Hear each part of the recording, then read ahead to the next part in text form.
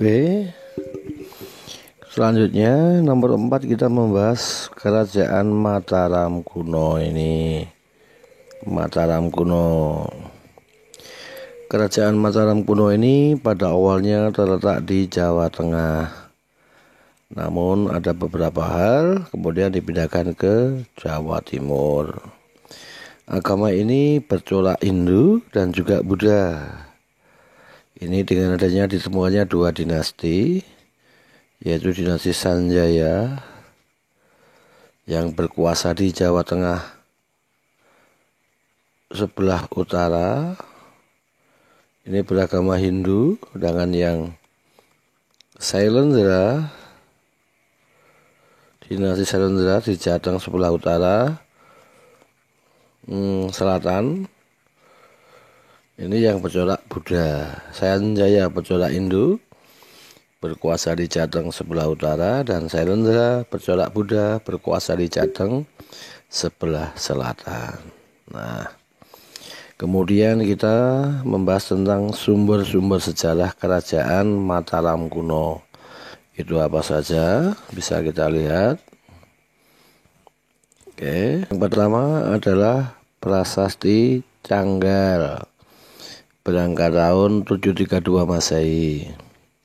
Berisi tentang Raja Sanjaya mendirikan tingkat di Bukit Stirangga ini. Kemudian yang kedua Prasasti Mantiase. Ya, ini berisi sejarah Raja Mataram dari bangsa Sanjaya. Sedangkan dari Raja Sailendra ada di Prasasti Soyomerto. Ini ada di daerah Batang atau Pekalongan ini, Prasasti Soyomerto ini atau Pekalongan. Nah, ini dari dinasti Sailendra. Ini ada Raja dinasti Sailendra yang memerintahkan anaknya untuk memeluk agama Buddha. Kemudian Prasasti Gondosuli di daerah Temanggung ini berisi tentang kejayaan dinasti Sanjaya. Ini juga bercorak Hindu. Kemudian Prasasti Kelurak ini ada di sekitar utara Candi Prambanan, yaitu berisi pendirian bangunan suci yang bernama Candi Sewu di Prambanan. Prasasti Kelurak ini ya. Ini terletak di sebelah timur Sungai Opak ini, utara Candi Prambanan. Kemudian Prasasti Kalasan. Ini berisi bangunan suci untuk Dewi Tara, yaitu Candi Kalasan.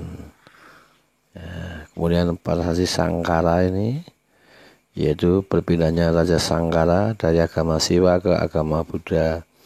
Kemungkinan Sangkara ini adalah Panangkaran ini ya, Rakai Panangkaran.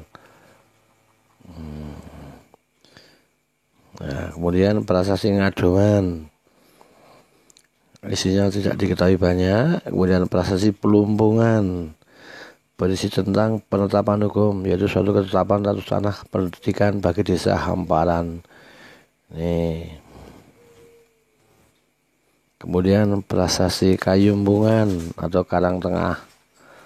Ini berisi Raja Samaratungga yang anaknya bernama Pramodawardhani mendirikan bangunan suci di Nalaya, serta bangunan bernama Wenuwena ini. Kemudian Prasasti Siwagra, Raja Kayuwangi, Rakai Kayuwangi yang ada di kelompok Candi Prambanan. Jadi kalau boleh saya katakan, dari raja pertama Mataram kuno, Raja Sanjaya, dia punya anak namanya Rakai Panangkaran. Nah, dari Panangkaran ini dia menikah istri yang beragama Hindu, menikah juga dengan istri yang beragama Buddha. Nah, dari pernikahan dengan Hindu menurunkan wangsa Sanjaya yang beragama Hindu. Dari agama Buddha menurunkan wangsa Sailendra yang beragama Buddha. Nah, saya ulangi, Raja Sanjaya punya anak Rakai Panangkaran. Dia menikah dengan perempuan beragama Hindu, menurunkan anak-anak yang menjadi raja wangsa Sanjaya bercorak Hindu. Punya istri dari Campa beragama Buddha, menurunkan anak-anak dari istri yang beragama Buddha ini menjadi Wangsa Sailendra. Nah, ada 2 dinasti di Jawa Tengah. Nah, namun dinasti keduanya ini dapat disatukan oleh Rakai Kayuwangi dari Wangsa Sanjaya. Ini setelah dia menikahi Pramodawardhani.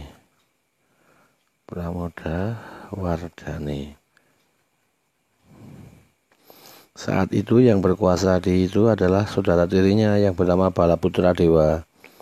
Nah, tapi dengan bujuk rayu suaminya, Pramodawardhani dan Kayuwangi, bukan Kayuwangi, maaf, Pikatan, Rakai Pikatan, saya salah. Bukan Kayuwangi, Rakai Pikatan ini. Nah, akhirnya dia menyerang Balaputra Dewa dan Balaputra Dewa kalah, lari ke Sriwijaya menjadi raja di sana. Dan 2 dinasti dapat disatukan oleh Rakai Pikatan. Ini setelah memperistri Pramodawardhani dan menyerang tadi Raja Balaputra Dewa. Itu ya, Dek ya. Yang menyatukan itu Rakai Pikatan, bukan Kayuwangi. Setelah memperistri Pramodawardhani dan merebut tahta dari saudara tiri Pramodawardhani, yaitu Balaputra Dewa. Akhirnya Balaputra Dewa lari ke Sriwijaya di tempat asal ibunya dan menjadi raja besar di Sriwijaya.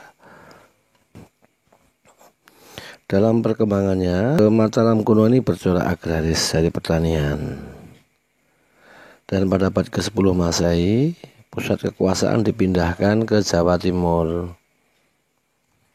Ada beberapa pertimbangan mengapa kekuasaan dipindahkan ke Jawa Timur, yaitu 1, letusan Gunung Merapi.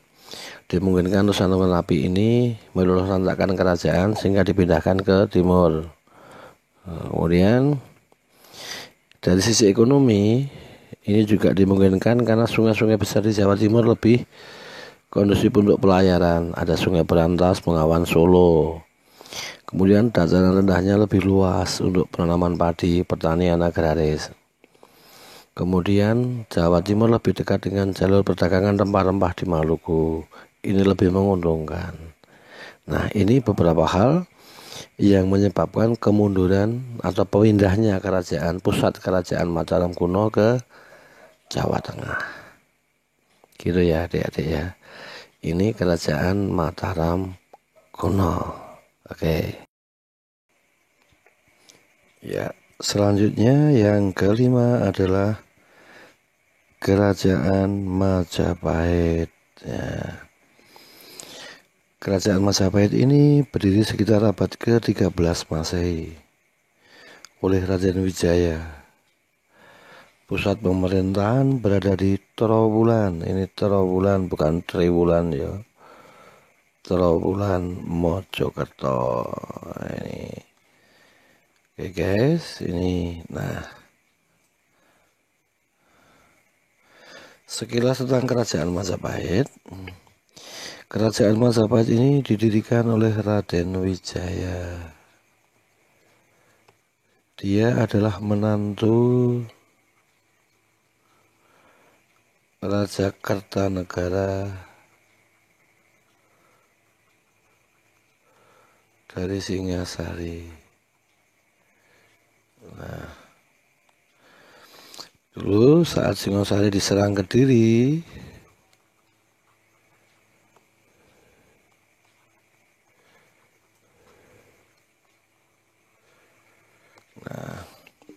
Raden Wijaya ini bersama menantu Kertanegara yang lain yaitu Arda Raja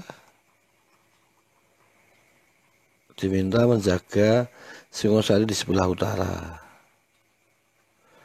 Namun kita tahu Arda Raja adalah anak Jayakatwang. Akhirnya Jayakatwang ini membantu ayahnya. Arda Raja ini membantu ayahnya. Kemudian Raden Wijaya ini dapat melarikan diri bersama pasukannya. Kemudian sampai Madura dan akhirnya dapat mampu menyerang Jayakatwang ini, nanti mampu mendirikan kerajaan Majapahit. Jadi Raden Wijaya inilah yang mendirikan kerajaan Majapahit. Nah, beberapa prasasti berkaitan dengan kerajaan Majapahit adalah ini sumber-sumber sejarah, boleh saya katakan dari kerajaan Majapahit ini ada prasasti Gunung Budak, prasasti Berumbung, ini Berumbung, bukan Berambung tapi Berumbung. Kemudian prasasti Kudadu, prasasti Gajah Mada, dan prasasti Jiu. Kemudian ada beberapa candi, Candi Penataran, Candi Tikus, Tegalwangi, Bajang Ratu, Jabung, dan Kedaton. Kemudian kitab-kitab kuno ini ada Negara Kertagama, Sutasuma, Pararaton, dan Kidung Sundayana, ini dari Sunda. Kemudian berita-berita asing dari Cina, Arab, dan India, juga beberapa peninggalan arkeologis ini. Ini yang berkaitan dengan sumber sejarah kerajaan Majapahit.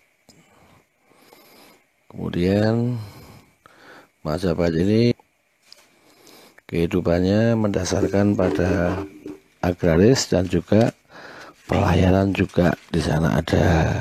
Nah, kemudian raja-raja yang memerintah di kerajaan Majapahit, yang pertama adalah Raden Wijaya. Nah, Raden Wijaya ini berkuasa tahun ini 1292 sampai 1309 Masehi. Dia berkuasa di Majapahit. Boleh dikatakan dia berusaha cukup lama, 17 tahun ya. Nah, ini dia dinobatkan sebagai raja di Majapahit. Kemudian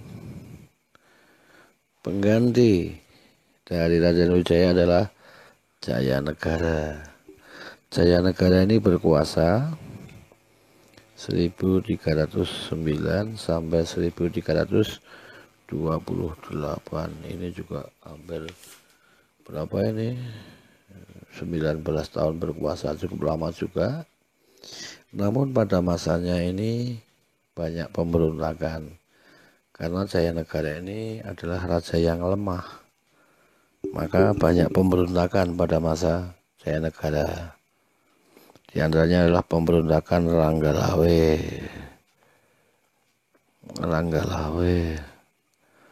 Kemudian ada pemberontakan Lembu Sora.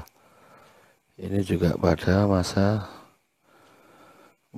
Jayanegara. Kemudian pemberontakan Kuti. Ini juga pada masa Jayanegara. Nah, bahkan Kuti ini hampir menguasai istana Majapahit. Nah, tetapi karena bantuan pasukan Bayangkarinya Gajah Mada, ini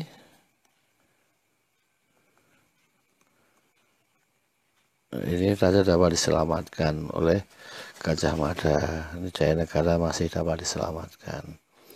Jayanegara ini meninggal karena peristiwa Ratanca, yaitu kakinya sakit. Kemudian dioperasi oleh tabib istana yang bernama Tanca, namun tidak berhasil, malah meninggal karena dihasut oleh patihnya yang bernama Ramapati ini. Nah, maka disebut peristiwa Ratanca, di mana tabibnya bernama Tanca mengoperasi Jayanegara namun malah meninggal dunia karena dihasut oleh Mahapatih, yaitu Ramapati ini. Kemudian pengganti Raja Jayanegara ini adalah Tribhuwana Tunggadewi. Dia bertakhta sekitar tahun ini 1328 sampai 1350. Nah, sebenarnya Tribhuwana ini sebelumnya itu tahta diberikan kepada istri Raden Wijaya yang lain, karena ketika Jayanegara meninggal tidak punya anak. Diberikan kepada Gayatri, istri Raden Wijaya yang lain. Karena Gayatri itu sebagai biksuni, maka tahta diberikan kepada Tribhuwana Tunggadewi ini. Nah, pada masa ini dialah Gajah Mada menjadi Mahapatih. Ini tahun 1333. Cukup lama berkuasa ini ya, 22 tahun 33. Ini Gajah Mada diangkat jadi patih di Majapahit. Gajah Mada ini menggantikan Arya Tadah, patih Majapahit. Nah, pada masa ini pula Gajah Mada mengucapkan Sumpah Palapa. Jadi palapanya Gajah Mada itu diucapkan pada masa Tribuana Tunggadewi ya, bukan pada masa Raja Hayam Wuruk ya. Kemudian Tribuana Dewi ini meninggal 1350. Kemudian tahta diberikan kepada anaknya yaitu Hayam Wuruk yang berkuasa tahun ini 1350 sampai 1389 tahun. Hampir 40 tahun Hayam Wuruk berkuasa ya. Dia bergelar Sri Rajasa Negara. Rajasa Negara. Ini Rajasa Negara. Ini gelar dari Raja Hayam Wuruk ya. Nah, pada masa ini Majapahit mengalami zaman keemasan.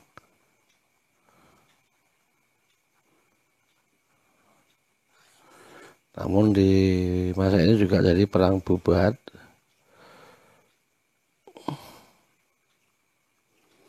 Ini ketika pasukan Sunda yang membawa Dewi Dyah Pitaloka terjadi salah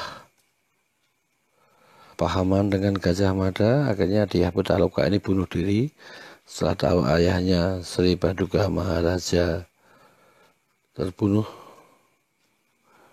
dalam perang bubat tersebut. Akhirnya Dyah Pitaloka bunuh diri. Hayam Wuruk gagal menikah dengan Dyah Pitaloka. Ini peristiwa yang penting. Kemudian pada masa pemerintahan Hayam Wuruk ini juga ada Dewan Sabta Prabu.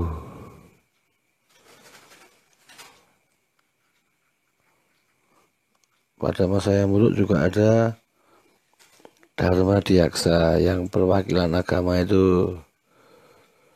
Dharma Diyaksa ini yang urusan agama. Dewan Sabta Prabu ini penasihat raja. Kemudian ada juga Nayapati yang mengurusi peradilan. Nayapati yang mengurusi pengadilan, serta Dewan Pancaring Wilwatika atau Dewan Menteri Pancaring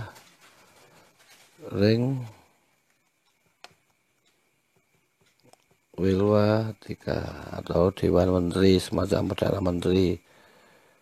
Ini masa Hayam Wuruk ini. Semuanya adalah masa Hayam Wuruk ini. 1, 2, 3, 4 ini sangat kuat sekali di sana ya. Nah, kemudian pengganti Hayam Wuruk adalah raja-raja yang lemah sehingga Majapahit banyak mengalami kemunduran. Nah, beberapa hal yang menyebabkan keruntuhan Majapahit dapat saya sebutkan, yaitu adanya perang saudara, yaitu perang Paragreg, Majapahit Barat, Majapahit Timur. Kemudian tidak ada kaderisasi kepemimpinan, terutama setelah meninggalnya Gajah Mada sebagai patih, benar tidak ada penggantinya. Termasuk raja-raja sepeninggal Hayam Wuruk juga raja-raja yang lemah, bahkan terlihat perang saudara. Kemudian banyak daerah kerajaan bawahan itu fasal, nama lain kerajaan bawahan itu fasal ya, itu melepaskan diri. Ini sangat fatal juga. Kemudian ada yang mengatakan berkembangnya agama Islam terutama di Pantura ini membawa pukulan bagi Majapahit ini, di samping kemunduran di sektor perdagangan. Nah, faktor inilah yang membawa kemunduran Majapahit. Setelah Majapahit runtuh, nanti digantikan kerajaan Islam di Demak nanti ya, di pantai utara. Nah, masuklah zaman Islam nanti. Nah, itu adik-adik beberapa kerajaan yang bercorak Hindu-Buddha di Indonesia. Kita berikan 5 kerajaan, namun kerajaan yang lain dapat kita bahas melalui latihan soal-soal nanti ya. Oke, gitu adik-adik.